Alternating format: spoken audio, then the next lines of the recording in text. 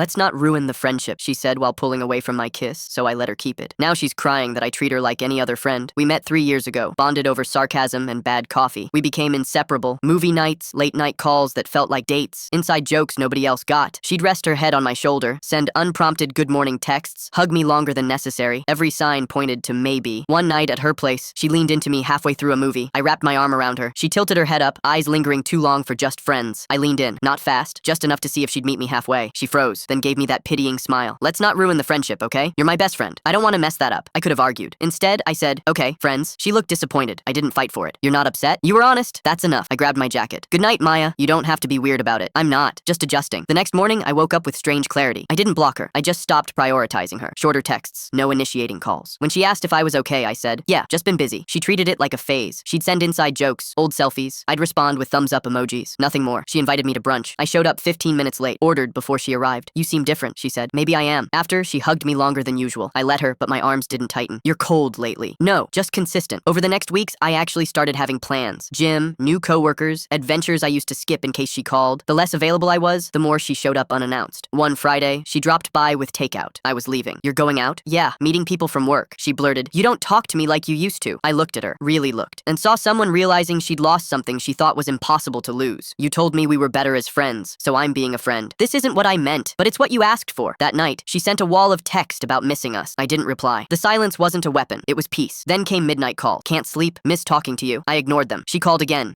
Finally, I picked up. Everything okay? Just couldn't sleep. Then you should try. Long pause. You don't care anymore, do you? Not the way I used to. She hung up. A week later, I was chatting with a new coworker. Laya. Sharp. Funny. Confident. Maya couldn't stop watching. Later. So, who's Laya? A friend. You two seemed close. Yeah, she's great. Next day, you're different with her. I'm the same. You just stopped paying attention. She called that night. Can we talk? Everything feels weird. Because you made it weird. Silent. Then softly. I miss how you used to look at me. You can't miss something you threw away, I said, and ended the call. She started showing up at my gym, sending old photos, acting nostalgic, oddly flirty, like she was trying to reset time. Then came the drunk voice note. I hate that you don't chase me anymore. 6 months later, mutual friend's wedding. She was there in the same black dress she wore to our anniversary dinners. I was with Laya. We'd grown close naturally. No noise, no games. Maya approached. Hey, you look happy. I am. She looked at Laya. So you two are? Yeah, been together a while now. She nodded, smiling through tears. She seems sweet. She is. I used to think you were boring. I smiled faintly. You told me that more than once. Turns out boring was peaceful, stable, kind. You always wanted attention. The problem was, you didn't know the difference. You really moved on, huh? You told me to treat you like a friend, so I did. Eventually, I treated you like any other acquaintance, someone I used to know. I hate how much that hurts. It only hurts because you finally understand it's real. I'm sorry for taking you for granted. I believe you, but that apology's for you, not me. Silence. She's lucky, you know. No, I said. We're lucky. We both chose better. I took Laya's hand and walked away.